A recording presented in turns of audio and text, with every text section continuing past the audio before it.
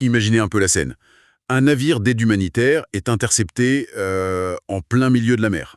Ouais, un incident qui paraît super localisé en fait. C'est ça, au premier abord, on pourrait se dire, bah, c'est un événement géopolitique isolé, tu vois, Totalement. circonscrit à une région bien spécifique. Totalement. Sauf que quelques semaines plus tard, cet événement précis, combiné à quelques réunions diplomatiques qui ont complètement échoué, eh ben ça fait exploser le coût du panier de courses quotidien. C'est fou quand on y pense. Ouais, et ça pousse même des délégations entières à boycotter un événement culturel qui existe pourtant depuis 70 ans. Absolument. Et pire encore, ça paralyse un accord scientifique vital qui est censé nous protéger de la prochaine pandémie. Enfin, on a très souvent ce réflexe, je trouve, de compartimenter l'actualité. Ouais, on met la diplomatie d'un côté. L'économie de l'autre, et puis le sport ou la culture dans une case à part, bien étanche. Mais c'est un réflexe cognitif tout à fait naturel. Je veux dire, face à un flux d'informations qui est constant et ultra anxiogène, l'esprit humain tente de simplifier. Pour pas se sentir écrasé, quoi. Exactement.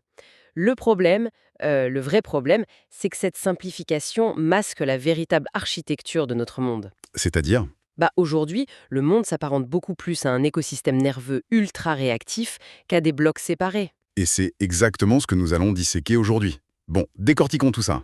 Allons-y. L'objectif de cette exploration en profondeur, c'est pas simplement de lister les gros titres pour ceux qui nous écoutent, c'est vraiment de comprendre la mécanique invisible qui relie tous ces événements. Ouais, de trouver le fil rouge. Voilà. Alors, nous avons sur la table une synthèse très détaillée, le Global Horizon, The May 2026 Briefing, qui compile les mottes de l'actualité mondiale de ce 1er mai 2026. Et c'est un document vraiment dense. Oh oui, ce document couvre absolument tout. Des pourparlers de paix au Moyen-Orient jusqu'aux manifestations syndicales, en passant par des élections au sein de la gouvernance du football mondial. Ce qui semble n'avoir aucun rapport. Exactement. Et l'idée, c'est justement de voir comment ces instantanés forment un seul et même mécanisme. Parce que l'enjeu de cette analyse, c'est vraiment de démontrer que la notion d'incident, tu sais, géographiquement confiné, bah, c'est devenu complètement obsolète. Ça n'existe plus. Non, ça n'existe plus.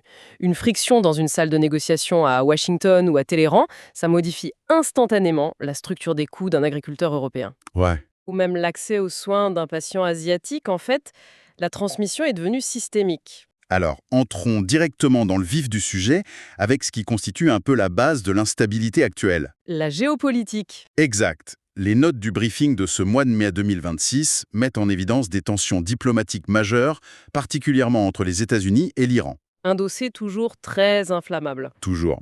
Le document rapporte que Téhéran a récemment transmis une proposition de paix via des médiateurs internationaux, mais que le président américain s'en est déclaré insatisfait. Ce qui bloque tout. Voilà, les analystes concluent qu'une désescalade est hautement improbable à court terme.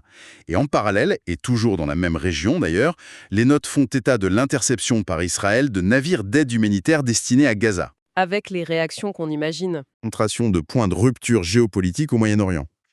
Et c'est une concentration qui agit vraiment comme un accélérateur d'incertitude. Ce qui est fascinant ici, c'est de voir que la géopolitique ne fonctionne jamais en vase clos. Elle déborde sur le reste. Toujours.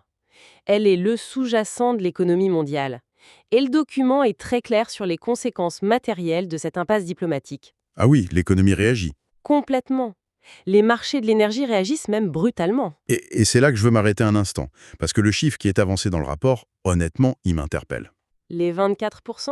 Ouais.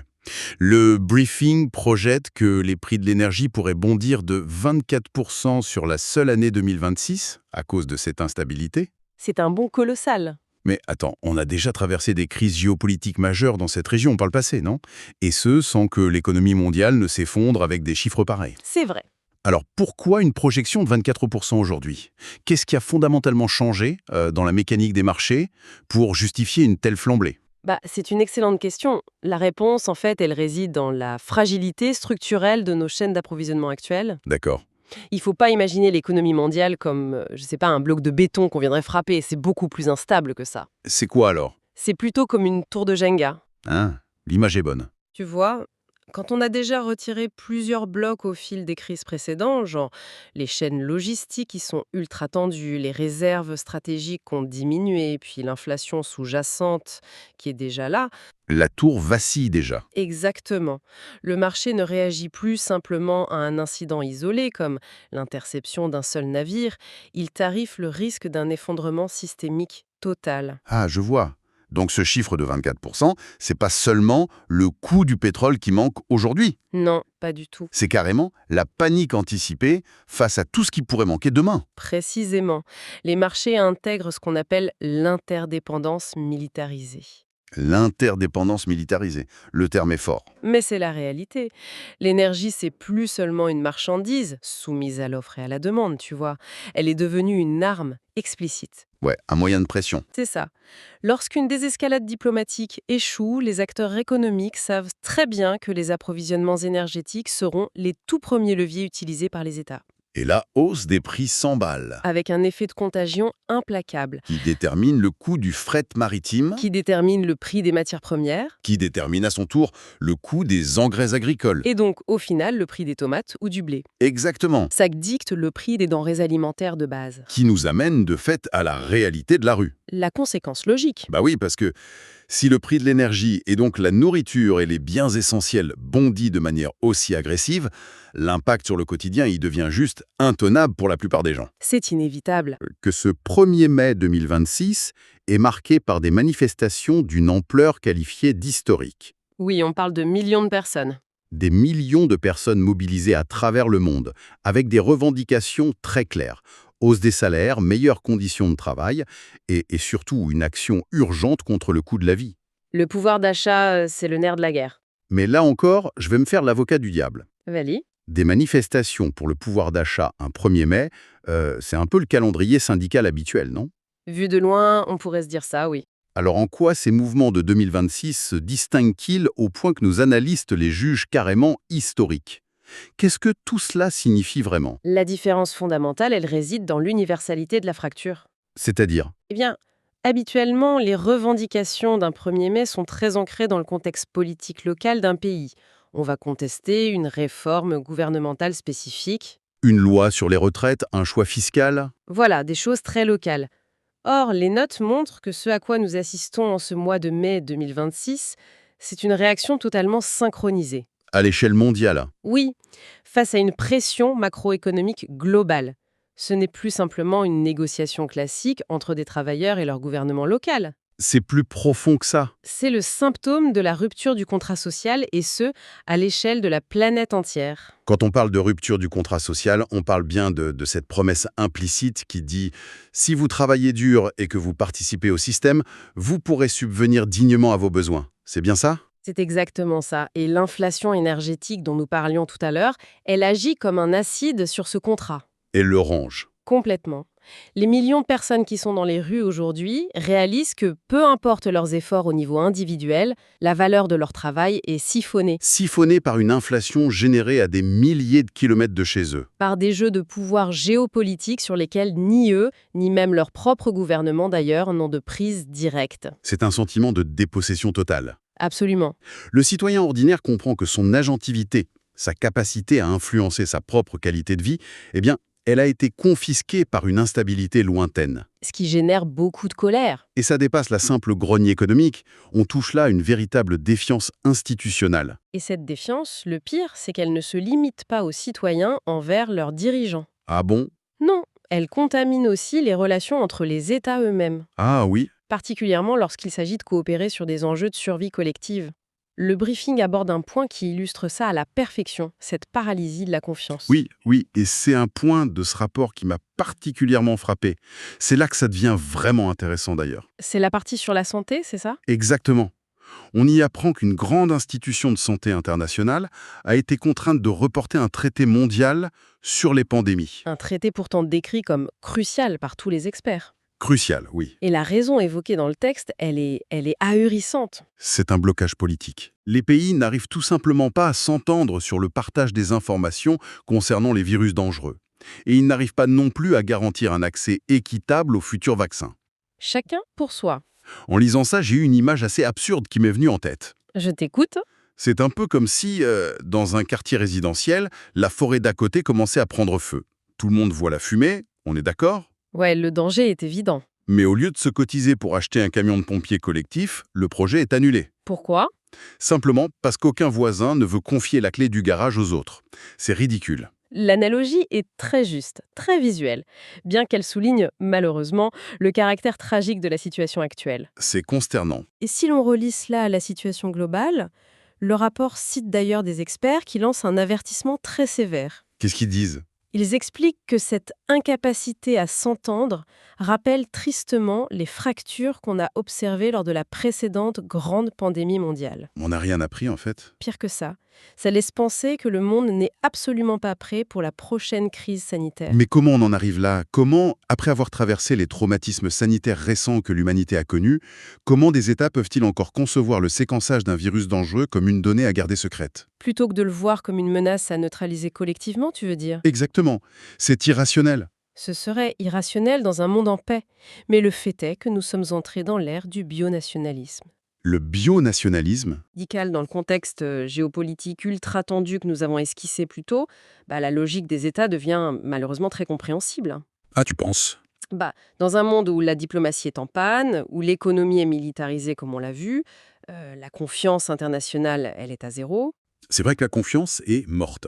Donc, partager la souche d'un virus dangereux ou une technologie de pointe pour fabriquer des vaccins, ce n'est plus du tout perçu comme une démarche de santé publique mondiale. C'est perçu comment alors? C'est perçu par les gouvernements comme le fait de céder un avantage stratégique, Ah ouais? voire d'exposer une vulnérabilité de sécurité nationale face à des puissances qui sont potentiellement des rivales. Donc si je résume, la balkanisation du monde. Cette même balkanisation qui détruit notre pouvoir d'achat, elle est littéralement en train de détruire notre capacité à faire de la science en commun. C'est exactement ça. La santé devient un terrain d'affrontement géopolitique, au même titre que le pétrole ou le contrôle des routes maritimes. Tout à fait. Les gouvernements raisonnent uniquement en termes de souveraineté et de rapport de force aujourd'hui. C'est glaçant. Accaparer les capacités de production de vaccins, par exemple, c'est s'assurer non seulement la survie de sa propre population, Ce qui est la priorité d'un État, on est d'accord? bien sûr, mais c'est aussi s'assurer un levier de chantage diplomatique monumental sur les pays qui n'ont pas ces capacités de production. Waouh! Le report de ce traité sur les pandémies, ce n'est donc pas du tout un simple retard administratif. C'est l'aveu formel que, face à une menace universelle, la solidarité a laissé place à la loi du plus fort. C'est un tableau particulièrement sombre qu'on est en train de brosser de ce printemps 2026. Oui, l'atmosphère est lourde.